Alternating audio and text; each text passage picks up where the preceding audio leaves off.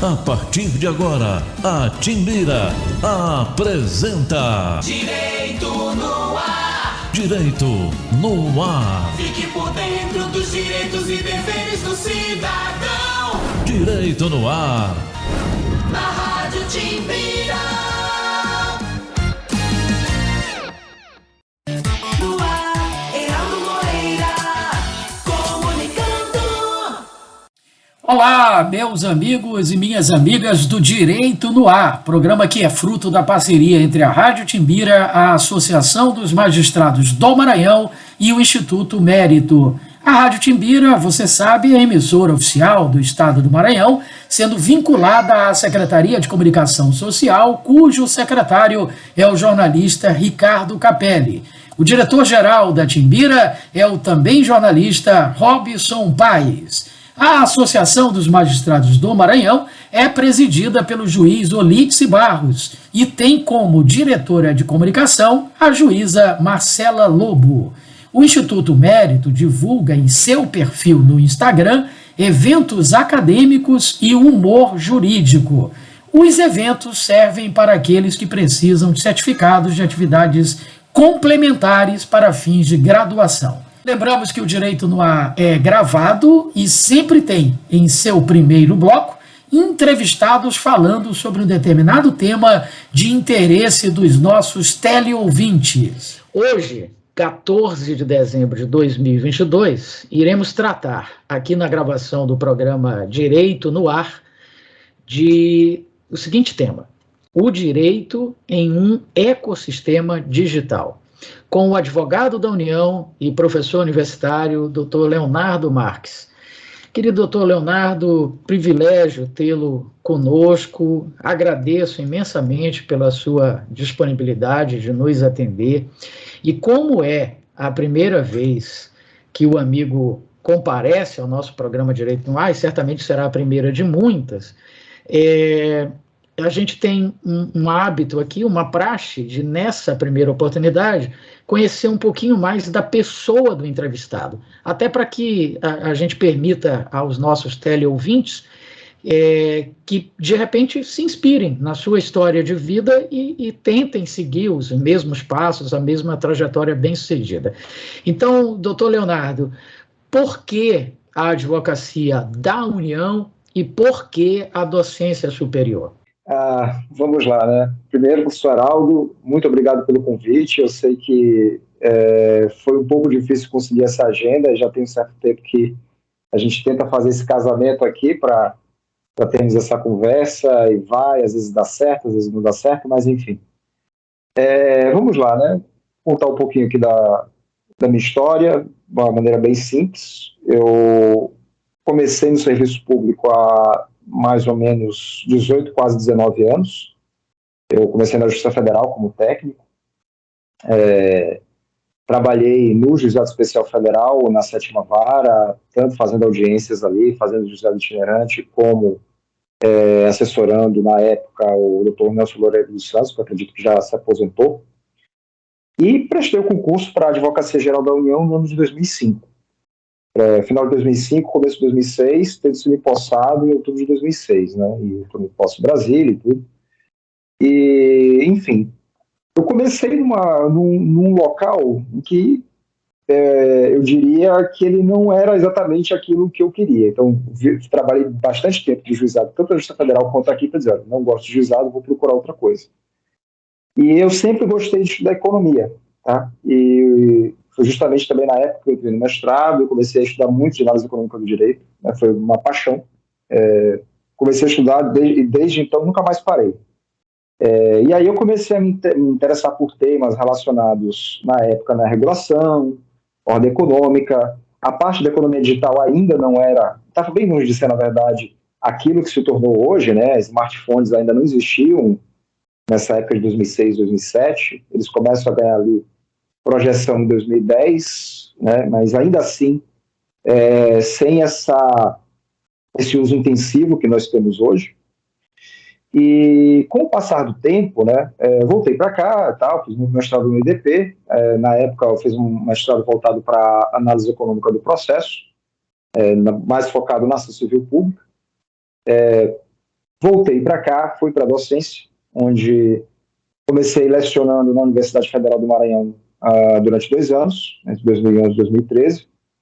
Aí saí, fui para o doutorado, fiz meu doutorado na PUC, onde eu trabalhei com regulação e estudei também a parte de regulação de serviços públicos, mais especificamente no mercado de praticagem, que não tem nada a ver com proteção com a economia digital, fique claro. Só que no final, né, acho que foi o tique, né, de começar a me interessar pela economia digital foi justamente no final da minha tese, onde eu lidei com uma situação muito peculiar, que foi com na compra de um livro que eu vi a precificação personalizada de preços no site da Amazon. Foi a primeira vez que eu vi isso no final de 2015. Eu cheguei assim, olha, estou fazendo uma tese que talvez seja interessante, mas eu tenho um outro caminho para vir para cá. Aí eu comecei a estudar um pouco do tema, comecei a estudar um pouquinho sobre blockchain, sobre criptoativos, sobre a própria economia digital. Com a eleição do atual futuro ex-presidente Jair Bolsonaro, recebi um convite para trabalhar na Secretaria Nacional do Consumidor, pelo então ex-secretário Luciano Tim, e aí coordenei tanto a parte de saúde e segurança do consumidor, isso aí no final de 2018, começo de 2019, quanto a parte dos processos sancionadores ali no âmbito do Departamento de Proteção e Defesa do Consumidor, o DPDC. E ali nós tínhamos uma milíade muito grande de temas, né? Infelizmente a equipe bem reduzida, embora muito bem intencionada, mas muito pouco dimensionada para o tamanho da demanda. O DPDC inteiro, que congrega 3 coordenações gerais, né? A que eu coordenava, a coordenação de estudos e monitoramento de mercado, a coordenação geral do SINDEC, né, que é a que consolida as informações do Sistema Nacional de Defesa do Consumidor, ela é menor do que uma diretoria do PROCON São Paulo, para você ter uma ideia, embora tenha que cuidar do Brasil inteiro. Enfim, a gente trabalhava tanto na parte de saúde e segurança, quanto também na parte das averiguações preliminares e dos processos sancionadores. E aí nós tínhamos o quê lá? O que chegava? Tínhamos tanto aquele processo tradicional, né, que buscava estudar ali se houve alguma prática desleal por parte do fornecedor em face de um consumidor, por exemplo, cobrança abusiva de tarifas por serviços bancários, propaganda abusiva e por aí vai, ou enganosa, como também a inserção de produtos nocivos à saúde e à segurança do consumidor, como nós tivemos uma crise, inclusive, que foi muito difícil de lidar, porque ela gerou vítimas e gerou a falência da própria empresa, o que, na prática, vai deixar esse dano sem reparação, que foi o caso da cervejaria Baker, por exemplo, acho que é o caso mais emblemático que nós temos. E também tivemos já uma demanda relacionada à proteção do consumidor na era digital. Eu citaria aqui tanto o caso do Facebook, né, no caso conhecido popularmente como Cambridge Analytica, mas sendo mais específico, envolver ali uma construção nociva ao consumidor de uma política de privacidade, como também nós tínhamos outros casos ali que ainda não foram decididos, quer dizer, nós instruímos, mas não chegamos a decidir, pelo menos na época que eu estava, e não sei como está hoje, envolvendo, por exemplo, escaneamento de e-mails para fins de publicidade pelo Google e por aí vai. Nesse tempo, nós tivemos uma interlocução muito grande com outros órgãos. A NPD ainda não tinha sido criada, ela só veio a ser criada ali no final de 2020, né? E nós tínhamos a vacácio legis da NPD.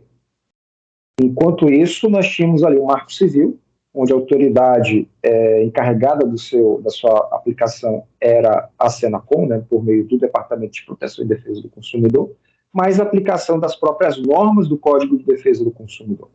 Tá? Então, eu diria que antes da NPD, a NPD ela trabalha com uma parte muito específica, que é a proteção à privacidade, mas não exatamente o estudo dos mercados. Eu acho que entra ali um pouco de Anatel e CAD também, e a Senacom tentando exercer um papel restrito nesse universo que está relacionado à proteção propriamente do consumidor, né? Enquanto a gente pode dizer que a Anatel também exerce a proteção mais do ponto de vista regulatório, e o CAD ele exerce o papel de proteger o mercado, e a ANPD a proteção à privacidade, a Senacol ela ficava ali dentro do seu nicho, no âmbito das normas que estão relacionadas no âmbito lá do CDC, a proteção do consumidor na era digital. Enfim, é dentro desse cenário que eu diria que, onde eu tive, inclusive, algumas discussões dentro da OCDE, que eu fui me apaixonando pelo tema. Eu diria que hoje faz parte da espinha dorsal do que eu estudo, do que eu pesquiso, inclusive até tem um projeto aprovado lá pela universidade, né, no mestrado profissional, que está relacionado à proteção do consumo, a proteção de vulneráveis no âmbito do advento dessas novas tecnologias. Estou fazendo aqui uma apresentação um pouco longa, mas acho que até resumida por outro ponto de vista. Seria isso que eu teria aqui a falar. Foi ótimo, porque além de ser, como eu disse, inspirador para outras pessoas, demonstra que o senhor já tem uma vasta bagagem aí com o trato dessas questões, ainda mais voltadas especificamente para o direito do consumidor. Agora, doutor Leonardo, o concurso para a Advocacia Geral da União, para aquelas pessoas que estão nos assistindo e que pretendem seguir essa carreira, tem receita do bolo para isso, doutor Leonardo? Olha, receita do bolo para dizer, se você seguir isso aqui, você vai passar, é difícil, né? Senão todo mundo senão todos já teriam sido aprovados. Mas eu vou falar um pouco de como eu estudei, tá? Isso aí também faz 15 anos, e uma coisa que precisa ficar clara, né? Uma coisa eu estudo para o concurso público, e outra coisa é aquele aprimoramento que você faz após o ingresso, que não é que ele é mais... que ele não é o estudo do concurso, né? Então, vou usar, no estudo para o concurso público, você tem algumas matérias, você tem que ter um bom conhecimento de várias matérias, você precisa ter uma penetração horizontal no conteúdo programático, buscar tirar o máximo possível de vários temas com os quais até não conversam entre si. Então, no caso do concurso de advogado da União, nós teremos lei constitucional, administrativo, civil, processo civil, penal, um pouquinho de penal, um pouquinho de processo penal, mas não tanto. Que mais? Um pouco de ambiental, financeiro, tributário, pouca coisa, né? Geralmente exigido mais um pouco da PFN, mas ainda assim temos ali um pouquinho. Enfim, direito empresarial também. E o que importa ali é que o candidato ele consiga ter uma visão sistêmica, tá? Para pelo menos passar ali nas duas fases com conhecimento da jurisprudência do STF, do STJ, principalmente nos casos ali que estão submetidos, no caso do STF, a repercussão geral ou ao controle concentrado, né? Seja no âmbito do que foi decidido em controle em ação direta, ação declaratória ou ADPF. E, além disso, também nos casos que estão simulados, né, seja por súmula vinculante ou súmula, entre aspas, não vinculante, e no âmbito do STJ também incorporar aquilo que foi decidido no âmbito dos recursos repetitivos, né? Então, há casos que são importantes, não só a lei, né, para além da legislação, há também precedentes que são importantes ali, que o candidato tenha conhecimento da ratio, né, de como os tribunais superiores estão decidindo. Esta é aquela questão, principalmente naqueles temas que são mais litigados no âmbito da AGU, que são aqueles que envolvem a aplicação de direito público. Cada dica aí. Bom, vamos começar a tratar agora sim do tema da nossa conversa de hoje, que é direito em um ecossistema digital. Doutor Leonardo, o programa Direito no Ar, da Rádio Timbira, em parceria com a Associação dos Magistrados do Maranhão, com o Instituto Mérito, a proposta dele é levar o direito de forma descomplicada, não para os profissionais do direito, que nos acompanham também, mas para o ouvinte e teleouvinte, porque hoje o rádio virou TV, né? A gente está lá no YouTube, no Facebook, no Instagram, Twitter, etc. Para essas pessoas que normalmente são consumidoras do conteúdo jornalístico de rádio e que não têm muita acessibilidade ao direito, ao juridiquês, então levar isso de forma descomplicada. esse tema, direito em um ecossistema digital, como que o senhor explicaria isso para esse público? Vamos colocar assim, todo mundo tem seu smartphone. Inclusive é um tema que lá na Universidade de SEMA, eu com os meus orientandos sempre também discutir de forma descomplicada, justamente para facilitar o acesso. Então vamos lá, todo mundo tem seu smartphone. Só que a gente precisa desvendar o que tem por trás daquele aparelho, né? Vamos colocar assim, não é só o aparelho, a interação com a loja de aplicativos ou com os aplicativos em si. Isso tem uma série de interações, de trocas de informações, e que você tem, por exemplo, a personalização de anúncios, né? Como é que você, cada opção, cada like que você dá, a depender do aplicativo, alguns aplicativos são mais intensos na tentativa de utilizar as suas opções, dos seus likes ou das suas conexões para divulgar, fazer tratamento de dados para fins de publicidade. Então, te dizer, olha, consuma isso, compre aquilo, tudo isso vem com aplicação algorítmica, né? Então, essa seria a primeira resposta que eu poderia dar. Fora isso, nós também precisamos ter em mente que nós não sabemos, e aí há, eu diria, níveis de conformidade, a depender do agente de tratamento, para usar um termo técnico, vai depender da aplicação. Podemos dizer assim, aplicativo X, ele pode utilizar os seus dados para outras finalidades que você até nem saiba, e talvez se soubesse não concordasse. Então, você não sabe se ele está só te direcionando um determinado produto, se ele está fazendo alguma experimentação algorítmica contigo, que já ocorreu. Então, nós, ao mesmo tempo que nós somos consumidores, nós somos cobaias de modelos experimentais que, se derem certo para esses fornecedores rentabilizarem com receitas de publicidade, eles vão ser utilizados. Então, resumindo, há toda eu diria, uma cortina por trás desse palco, eu diria, toda vamos colocar assim, uma máquina por trás do que a gente vê, que talvez seja interessante o consumidor também ter as armas necessárias numa luta que ele não está lutando de igual para igual, com certeza.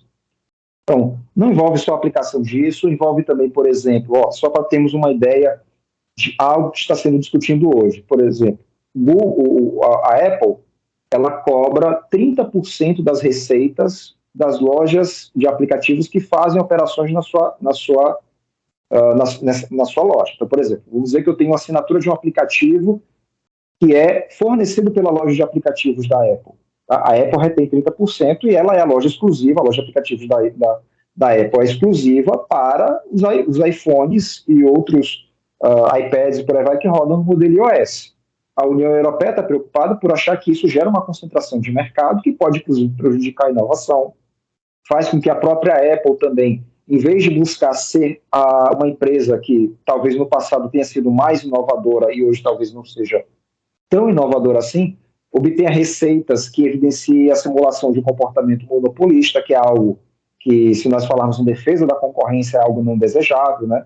Então, pode ser que nós tenhamos um cenário, e aí é importante nós nos policiarmos, eu diria que, no caso dos estudiosos buscarem obter maiores informações a respeito, de saber, olha, até que ponto, por exemplo, essas empresas que nos últimos 10 anos foram inovadoras, geraram uma série de ganhos para o consumidor com novos produtos e com novos serviços, agora estão numa posição em que, para elas, não seja tão interessante serem inovadoras assim, e buscam táticas ali para, de um jeito ou de outro, tentar fechar o mercado para novos entrantes, para novos concorrentes, para novos competidores que poderiam, na ausência dessas barreiras, oferecerem produtos talvez melhores aos que já estão sendo disponibilizados hoje, né? Quer dizer, tem aqui o que se chama de ciclo de destruição criativa, que é algo que sempre beneficiou o consumidor ao longo do tempo, que é esse processo de inovação. Só que quem inova, tudo bem. Você pode dizer, olha, no primeiro momento,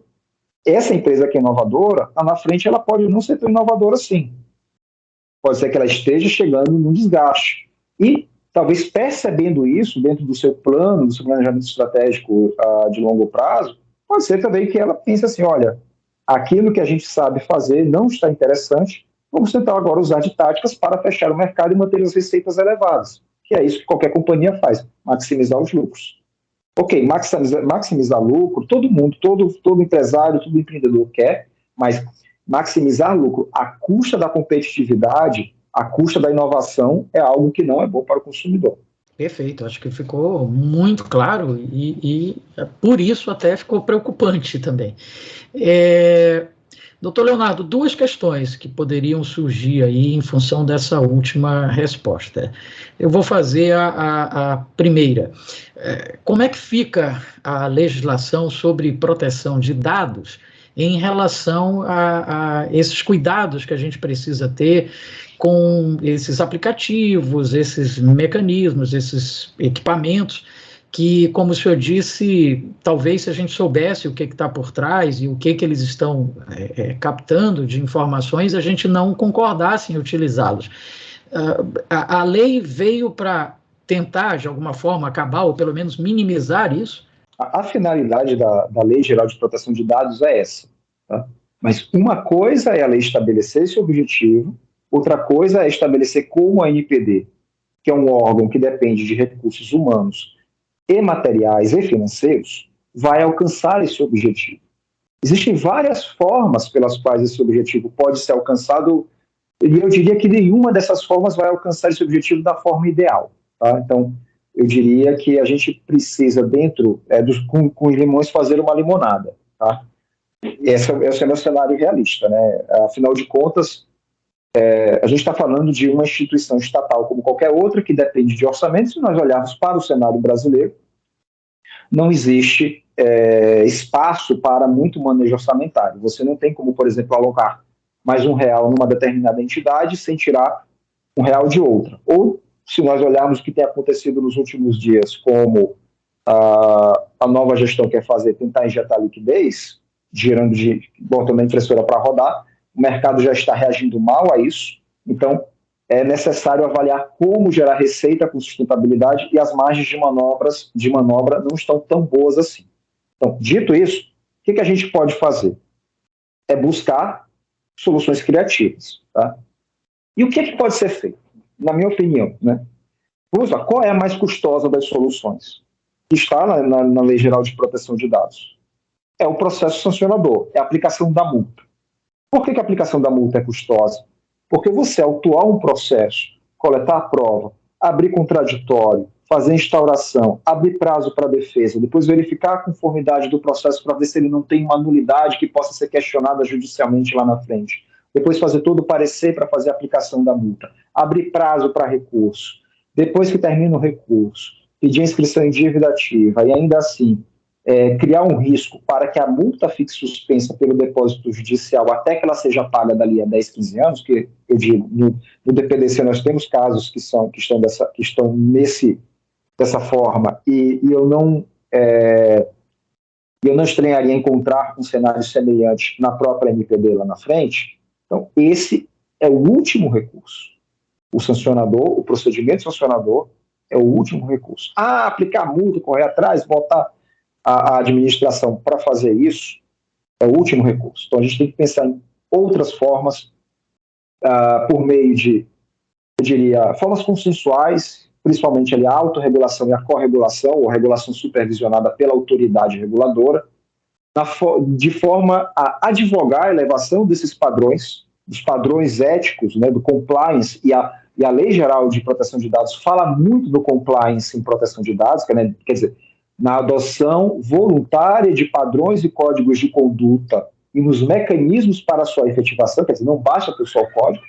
Até a Odebrecht tinha o seu código de ética, mas não é só o código de ética. Tá? Peraí, minhas filhas estão gritando um pouquinho, mas vamos lá. Não basta você ter um código de ética, mas também ter os mecanismos adequados para fazê-lo valer.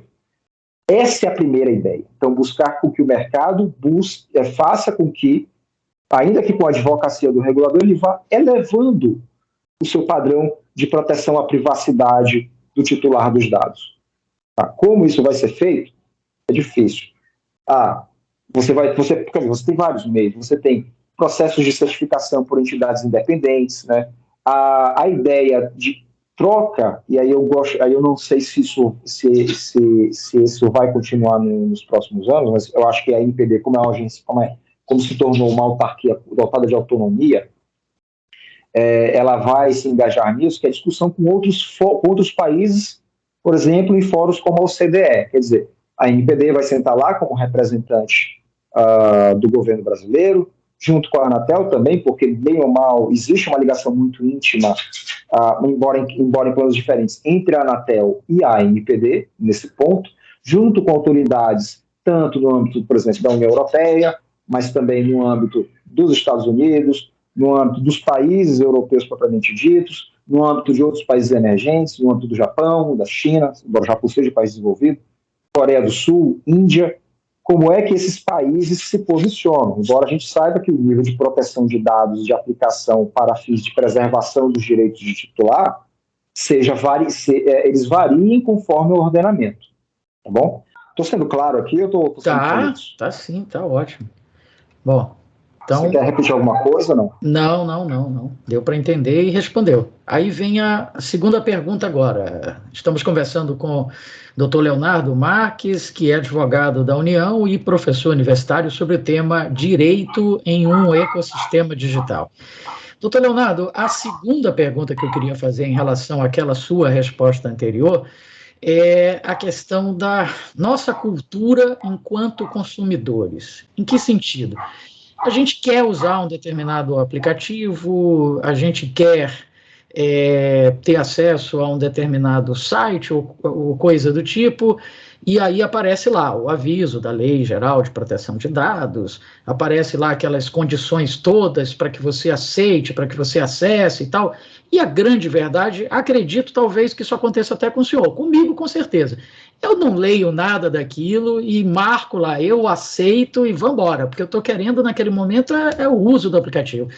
Como é que a gente corrige isso? Como é que a gente cria uma contracultura? Porque naquele momento ali, ainda que minimamente, né, talvez a empresa não esteja informando tudo que deveria informar, mas uma parte daquilo que o senhor disse que estava escondido lá nos bastidores, naquele momento eles abrem um pouquinho a cortina, só que a gente não se interessa em olhar. Será que tem solução para isso, doutor Leonardo? Vamos lá. Bom, professor Heraldo, existe um autor da Universidade de Chicago chamado Omri Ben-Shahar, que já escreveu justamente sobre isso. Ele tem um livro, sinteticamente, ele escreveu sobre um pouquinho de economia comportamental e, basicamente, hoje, todos esses agentes de tratamento, eles utilizam a aplicação de psicologia comportamental para os titulares. Tá? Ele diz o seguinte, olha, se nós fôssemos ler a exaustão, todos os termos de uso e todas as políticas de privacidade dos aplicativos aos quais nós fazemos adesão, a gente não faria mais nada. Nossa vida seria basicamente voltada à leitura desses termos de uso da política de privacidade. Do mesmo jeito que naqueles contratos com letrinhas miúdas, isso é feito de forma proposital para nos desestimular a leitura do seu conteúdo da exaustão. Isso tem fundamento. Isso é racional para nós. A gente não faz isso porque é irracional. É porque nós somos racionais. Em que sentido? Entender que o nosso tempo é escasso e talvez seja interessante utilizá-lo de outra forma que não seja mais proveitosa. Tá? Então, é nesse sentido. Qual é a medida, qual é a contramedida que nós podemos utilizar para, dentro de um determinado limite, tentar domar isso que nós vemos? Existem dois termos, eles não são novos, mas eles já vêm de algum tempo, isso não é invenção minha. Dos doutrinadores que trabalham a proteção de dados do Brasil, e eu posso citar aqui o recentemente falecido professor Danilo Doneda, que foi acometido de um câncer, arrasa quarteirão, e veio a falecer há pouco tempo, mais ou menos 2 semanas, descobriu pouco tempo antes de falecer, inclusive já estava terminal, foi uma grande perda para o nosso direito, né, para o nosso direito de proteção de dados, assim como, e eu também citaria aqui o Bruno Bione, que é outro grande doutrinador, esse está vivo, graças a Deus, e eles falam basicamente em o que se chama de privacy by default, quer dizer, privacidade por padrão, tá? E privacidade por design ou por desenho. Então, o que isso quer dizer? Esses termos não são deles. Eu diria que eles foram os pioneiros a trazer isso para o Brasil, principalmente ali na discussão tanto do Marco Civil da Internet, no começo da década passada, como da própria Lei Geral de Proteção de Dados, já mais na metade da década. Quer dizer o seguinte, olha, primeiro, o desenho da aplicação, quer dizer, a arquitetura, eu não estou falando da política de privacidade, estou falando da arquitetura, da forma pela qual ele vai interagir com o usuário nas suas funções mais essenciais, aquilo ali já deve ser desenhado para preservar ao máximo a privacidade e evitar ao máximo o tratamento de dados desnecessários e também evitar ao máximo a exposição desnecessária de dados que podem ser obtidos por terceiros sem autorização por meio de um incidente de segurança. Quer dizer, um hack, por exemplo, o banco de dados ser hackeado e alguém obter aquilo para finalidades tais que nós não sabemos agora. Tá? Ninguém sabe o que o terceiro que obtém o dado de forma indevida ele vai fazer com esses dados que ele obtém. A segunda, que é o Privacy by Default, ou privacidade por padrão, significa dizer o seguinte, que nas configurações de privacidade, aquilo que o usuário pode mexer, são aquelas, quando você vai fazer aquele clique de boxes, né, de liga, desliga, né, você autoriza o meu tratamento dos meus dados para fins de cookies, por exemplo. Ok. O Privacy by Default, que é aquilo por padrão, seja desenhado de forma também a maximizar a proteção à privacidade do titular, de forma que ele avalie o quanto ele quer estar exposto, tá, perante aquele agente de tratamento. Então, são dois termos, eles são fluidos, você não tem como dizer, olha, isso vai ser o Privacy by Default e o Privacy by Design para essa aplicação, para esse usuário. Ninguém tem como dizer isso de forma antecipada. Mas isso é um mandamento, é algo que deve ser maximizado e depende de conformidade de cada caso concreto, cada situação concreta. Então, esse é por aí que começa todo o percurso de como vai se desenhar a proteção à privacidade do titular. Não significa dizer que ela vai ser protegida sempre. Por exemplo, a Federal Communications Commission, que é a Anatel americana, ela enviou uma notificação à ByteDance, que é quem mantém o TikTok, dizendo que, para a legislação americana, a política de privacidade do TikTok é muito fluida. Tá? Então, eles têm uma certa rixa, não se sabe também até que ponto, aí a gente não sabe se questões geopolíticas entram, né, que a gente sabe aí que as tensões, bem ou mal, no último ano, elas vêm aumentando, né? Então, tem um pouquinho também de tensão geopolítica no meio e a parte de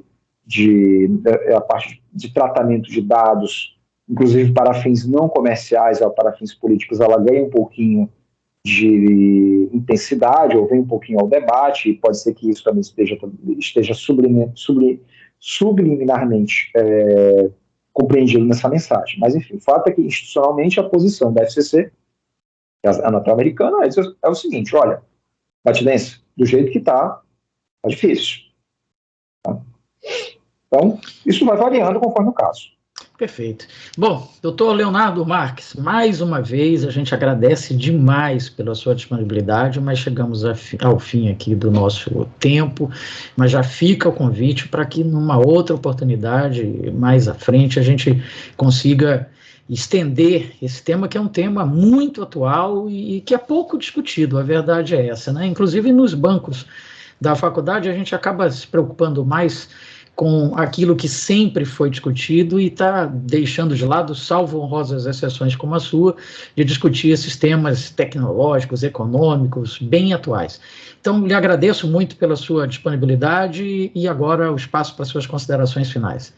Bom, primeiramente, eu acho que eu preciso fazer um registro à própria Universidade Selma em ampliar o espaço para o debate, afinal de contas eu tenho hoje um projeto de pesquisa que roda, vamos colocar assim, entre aspas, no âmbito da universidade, o que permitiu com que tenha alguns orientadores no mestrado que também, interessados no tema, tenham a oportunidade de se debruçar sobre ele. Acredito que isso, com o advento da internet das coisas, né, vamos lá, a gente fala de carros não tripulados, e de outras aplicações ali que vão estar cada vez mais presentes no nosso dia a dia com o passar do tempo, esse tema ele tende a ganhar cada vez uma sensibilidade maior na nossa vida, até porque justamente onde é que a aplicação desses dados para fins de personalização, eu digo, o tratamento dos nossos dados para o fornecimento dos mais diversos serviços e produtos, onde é que ele vai ter aplicação?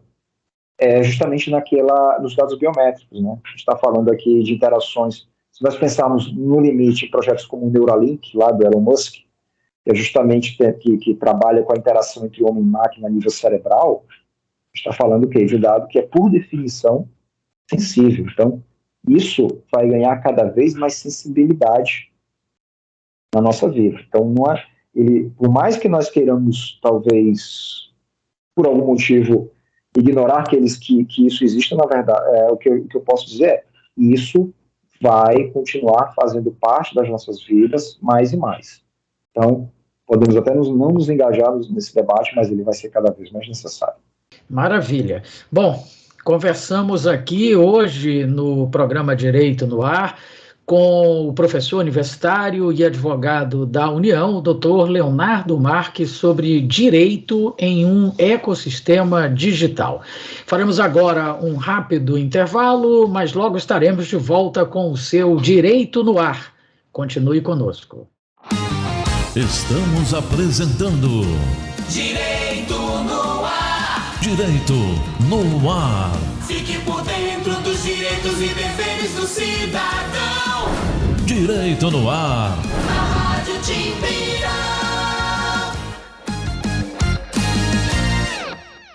Uma mentira repetida 1000 vezes vira verdade? Não! É falso que o Supremo tenha tirado poderes do presidente da República de atuar na pandemia. É verdadeiro que o STF decidiu que União, estados e prefeituras tinham que atuar juntos, com medidas para proteger a população. Não espalhe fake news. Compartilhe as verdades do STF. youtube.com/TV Timbira. Acesse e acompanhe a programação da Nova 1290.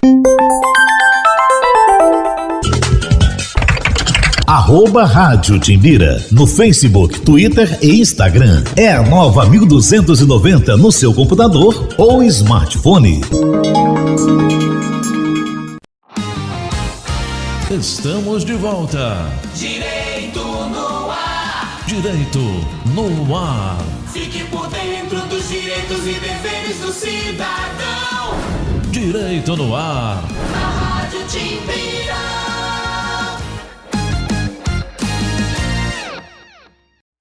No ar, Heraldo Moreira, comunicando. Estamos de volta aqui pela Rádio Timbira com o seu Direito no Ar, em parceria com a Associação dos Magistrados do Maranhão e o Instituto Mérito. No segundo bloco, nós temos programas produzidos pelo Conselho Nacional de Justiça, sempre com temas relevantes e atuais. Acompanhe! Olá, está no ar mais uma edição do Link CNJ. Aqui você acompanha assuntos da justiça que impactam o seu dia a dia em reportagens e conversas exclusivas com personalidades do mundo jurídico. E hoje vamos falar da acessibilidade ao judiciário. Em agosto, o CNJ criou o Comitê de Pessoas com Deficiência no âmbito judiciário para formular os eixos de uma política inclusiva que será adotada por tribunais de todo o país. A última pesquisa nacional de saúde feita pelo IBGE mostra que em 2019 o Brasil tinha mais de 17 milhões de pessoas acima de 2 anos de idade com alguma deficiência visual, auditiva, mental ou física. 67% desses brasileiros não concluíram o ensino fundamental. Isso mostra a necessidade e a urgência de a sociedade, os órgãos públicos, se adaptarem para atender essas pessoas com dignidade. O CNJ edita normas sobre o tema há mais de 10 anos. A recomendação número 27 de 2009 determinou que tribunais de todo o país preparassem os prédios para receber esse público. e não é só a acessibilidade arquitetônica, porque ela é um dos tipos de acessibilidade, mas também a comunicacional, a acessibilidade na informática, daí a nossa preocupação com o processo judicial eletrônico ser acessível, que ele garanta que advogados, servidores, magistrados, jurisdicionados possam ter acesso ao PJE, como todas as demais pessoas que não possuem nenhum tipo de deficiência. Ao longo dos anos, o CNJ também criou cotas para pessoas com deficiência nas carreiras do Judiciário e nos cartórios. E neste ano, a ministra Rosa Weber, presidente do Supremo e do Conselho Nacional de Justiça, reafirmou a agenda da acessibilidade e da inclusão.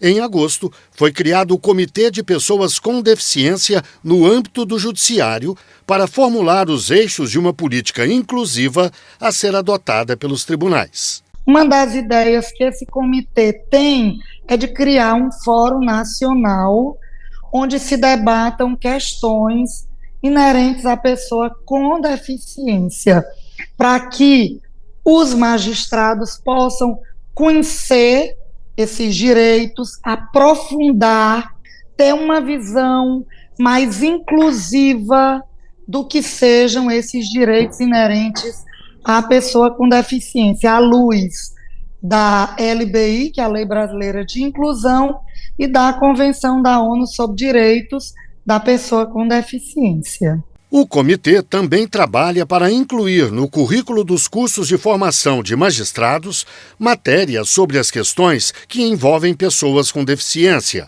além de criar um banco de sentenças relativas ao tema para orientar os magistrados em novos julgamentos. Para falar sobre o assunto, eu converso agora online com Juliana Paiva, consultora em inclusão e diversidade, doutoranda em psicologia e também mulher com deficiência física. Converso também com Giovanni Cavalheiro Nogueira, professor e mestre em enfermagem na área de lesão medular.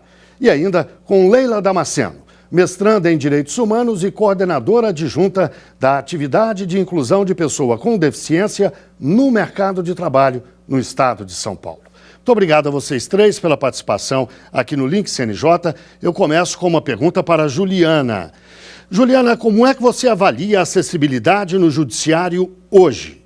Em relação à acessibilidade, a gente ainda tem muitas coisas para avançar, né? Em termos de inclusão de pessoas no judiciário, a gente tem que uma pesquisa do próprio CNJ em 2021, identificou que 1,67% dos trabalhadores, sejam servidores, magistrados ou estagiários, são pessoas com deficiência. Então, nós temos um número pequeno ainda. Então, em termos de acessibilidade, a gente ainda precisa pensar em tanto a acessibilidade arquitetônica, que está cada vez mais em pauta, quanto a acessibilidade dos meios, né, de comunicação e coisas que sejam possíveis das pessoas com deficiência estarem ocupando esses espaços, né? E especialmente o espaço da justiça, do poder judiciário. Leila, e na sua avaliação, a acessibilidade no judiciário é melhor, pior, igual ao conjunto da sociedade, vamos dizer assim? Qual é a sua avaliação? Essa é uma questão que tem que ser avaliada por profissionais e seria necessário averiguar as condições de acessibilidade, como a Juliana falou, não só a acessibilidade arquitetônica, mas também a atitudinal, a acessibilidade comunicacional dos órgãos do Poder Judiciário. Mas a gente tem um dado importante, que é a questão de baixíssima inclusão de pessoas com deficiência no Poder Judiciário. Então, o fato de haver um percentual tão reduzido de pessoas com deficiência hoje trabalhando no Poder Judiciário, provavelmente aponta que ainda há muito a ser feito nesse caminho e com grande satisfação que nós recebemos a notícia de que foi criado o Comitê para a Inclusão de Pessoas com Deficiência, porque com certeza ainda existe um longo trabalho pela frente. E, Giovanni, na sua opinião, como é que o comitê pode ajudar nesse trabalho?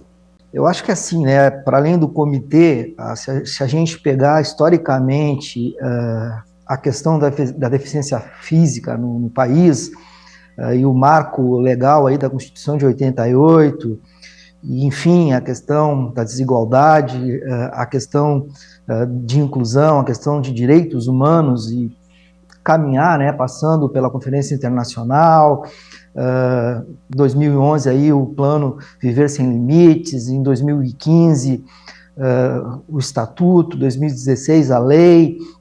Eu acho que assim nós avançamos muito do ponto de vista de marco legal, né? Eu acredito que a gente precisa sim ter um olhar efetivo, prático, né? É o trabalho interligado com estados, com municípios, do ponto de vista de construção, realmente que dê ao deficiente físico condições de ele usar os serviços do judiciário, o trabalhador, como a Leila Juliana já citou também, do próprio judiciário, que ele se sinta acolhido. Tem muitos dados aí que a gente precisa escrutinar. Nós tivemos uma lacuna temporal significativa, que foi aí a ausência, né? Não tivemos o IBGE por conta da pandemia, o censo na data definida de 10 anos. Então, acho que agora, com o novo censo, a gente vai poder ter um olhar de quem é essa parcela da população com deficiência, e aí sim, né, o que a gente precisa, quais são, de fato, as nossas aspirações para poder incluir, para poder dar o direito à cidadania para essas pessoas, sejam elas trabalhadores, sejam elas usuários do judiciário, de uma forma plena, para que essas pessoas se sintam acolhidas e possam usufruir de igualdade social nesse país. Um país tão difícil, de tanta desigualdade, né, que a gente vê aí, né, a gente tem um retrato social do país, a gente não vai bem socialmente, então o deficiente físico, com certeza, ele não vai bem também. Juliana, e qual é o papel, na sua opinião, que o comitê deve desempenhar? Qual é o caminho que ele deve trilhar? Então, é importante que se tenha um comitê para pensar em estratégias do que fazer, né? Primeiro, pensando o que se tem atualmente, em termos de diagnóstico institucional, né? Em termos do que existe, que trabalhadores, que público é atendido, em termos, né, da temática da deficiência, mas também pensando em prospecções futuras, principalmente tentando já acolher o que a lei já diz, né? Como o Giovanni citou, nós temos marcos legais muito avançados, só que nós ainda não temos na prática a inclusão desses, o cotidiano desses marcos legais no nosso dia a dia, e especialmente nas instâncias do judiciário, nas instâncias sociais. E aí, em resposta também à sua pergunta de estamos melhor ou pior que os demais locais da sociedade, eu diria que, enquanto uma instância tão importante para a democracia, né, quanto a questão, né, do poder judiciário, eu acho que deveria ser como um espelho, né, como uma prospecção de espelho, mas que é importante justamente um conselho que possa pensar em como nós podemos, né, enquanto judiciário, também ser um exemplo para a sociedade, né, que cumpre na medida todos os quesitos legais que são e que existem em relação ao marco da pessoa com deficiência. Leila, sempre que o CNJ vai instituir alguma política pública, ele ouve a sociedade, convoca instituições, pessoas com notório saber, enfim, quem possa contribuir para essa política pública. Certamente isso vai acontecer com o comitê. Eu lhe pediria: quem deveria ser convocado, quem deveria participar, que tipo de contribuição essas pessoas poderiam trazer?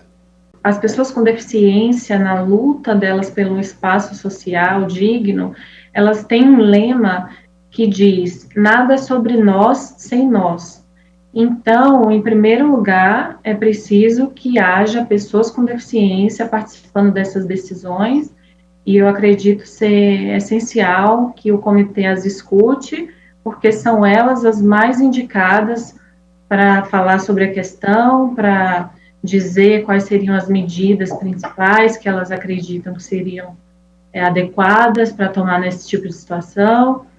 E, além disso, acredito que outros órgãos também podem ajudar o Poder Judiciário nessa caminhada. Então, nós mesmos do Ministério do Trabalho desenvolvemos um trabalho junto com a Caixa Econômica Federal de ajuste de edital, quando ela realizou recentemente um concurso exclusivo para pessoas com deficiência, um concurso que ofertou 1.000 vagas e foram mais de 29 mil inscritos nesse concurso.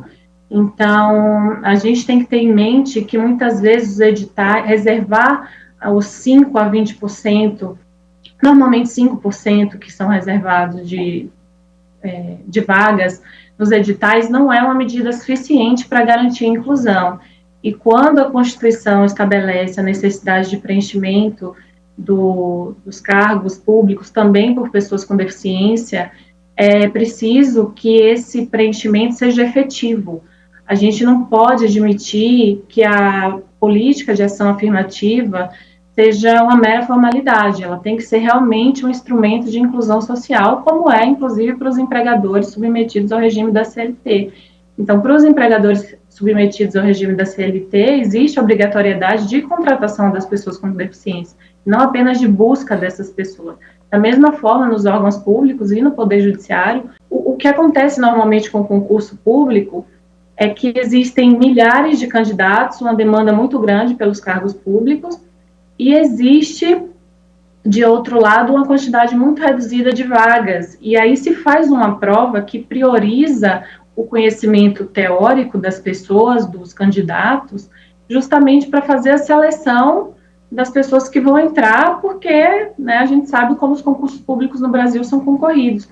Quando existe um concurso público para as pessoas com deficiência, como o Poder Judiciário está se comprometendo agora a fazer, tem que ser um pouco diferente, porque a gente está vendo que as pessoas com deficiência não estão conseguindo ingressar no serviço público, estão sobrando vagas reservadas às pessoas com deficiência. Então, se estão sobrando vagas, é preciso ajustar os editais, ajustar o processo seletivo, de forma que não seja exigida a aptidão plena das pessoas com deficiência e que a prova seja construída de maneira a garantir o ingresso dessas pessoas. Então, a situação aqui é diferente. E, Giovanni, eu lhe pediria que fizesse agora um painel da deficiência no Brasil. Quais são as mais comuns? Quais são as que precisam de mais atenção do poder público, desse comitê do CNJ, que vai estruturar uma política pública? É notório no país que o envelhecimento da população, por conta do acesso à saúde, promoção, prevenção, diagnóstico, essas questões assim,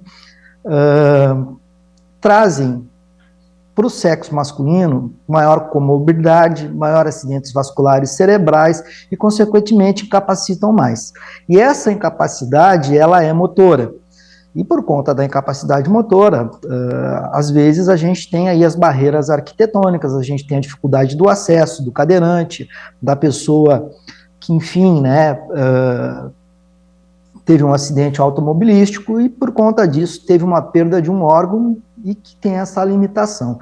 Então, a gente tem os acidentes de trânsito no Brasil envolvendo o sexo masculino, pegando homens de uma idade que vai de 25 até 50 anos, incapacitando muito. Consequentemente, tornando essas pessoas com uma ou mais deficiência orgânica, portanto, deficientes físicos. Por um outro lado, o Brasil ele é extremamente distinto, amplo, e a gente tem uma realidade que é, assim, pessoas aonde não temos o saneamento básico, não temos o acesso à saúde, não temos acesso a várias questões da escolaridade, país de dimensão continental. Então, nós temos, sim, uma prevalência muito significativa, né, um número muito grande, algo em torno de 45 milhões, tomando como parâmetro o censo de 2010, o relatório desse censo publicado em 2011, vamos ver daqui a pouco, né, o relatório do censo de 2022, mas assim, não tem nenhuma dúvida, as deficiências, elas vão aumentar. Mas é isso, Guilherme, eu penso que se a gente melhorar, né, a prevenção, a promoção da saúde, de uma maneira geral, nós vamos ter sim o envelhecimento da população brasileira, que está, como se diz, aumentando a sobrevida, com saúde, e talvez isso diminua ou estabilize a incidência de deficiências, principalmente a deficiência motora, que incapacita e que muitas vezes impede, né, o pleno exercício, né, da cidadania. Eu queria complementar a fala de Giovanni, pensando que a deficiência é, de fato, um conceito em disputa, né? Coisas que não eram consideradas deficiência há algum tempo atrás, hoje são consideradas, né?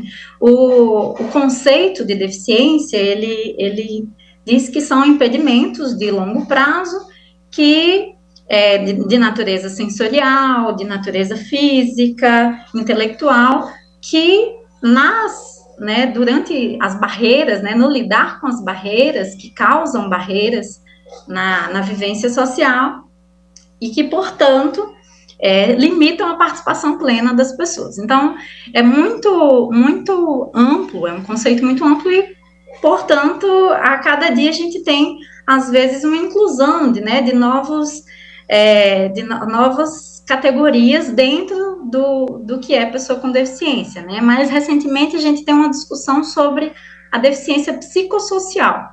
Dentre elas estão as depressões profundas, alguns transtornos maníaco-depressivos, dentre outros, que justamente eles impedem a participação social plena pela dificuldade que a pessoa tem de participar, né, de conseguir estar nos espaços sociais. E aí, por isso também é importante a gente pensar em como classificar, né, o que vai categorizar o que é essa deficiência, né? Então, nós temos a classificação internacional das funcionalidades, que também está tendo uma tentativa de se implementar no Brasil, para que a gente possa pensar que o que vai dizer, quem vai dizer o que é deficiência, é justamente a avaliação, né, de vários profissionais que vão avaliar exatamente qual a dificuldade, né, o nível, né, e a dificuldade em participar socialmente, né, pelas barreiras que são colocadas pelas condições das pessoas e não apenas pela lesão em si.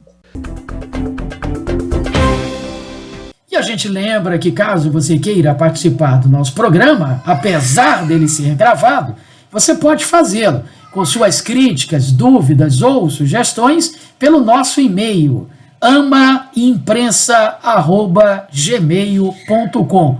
AMA, imprensa, tudo junto, @gmail.com. Voltaremos semana que vem com o seu Direito no Ar, um programa da Rádio Timbira, a Associação dos Magistrados do Maranhão e Instituto Mérito. Até lá e muito grato por sua audiência. Você acabou de acompanhar mais uma atração da Timbira AM. Direito no Ar. A primeira do Maranhão. Timbira.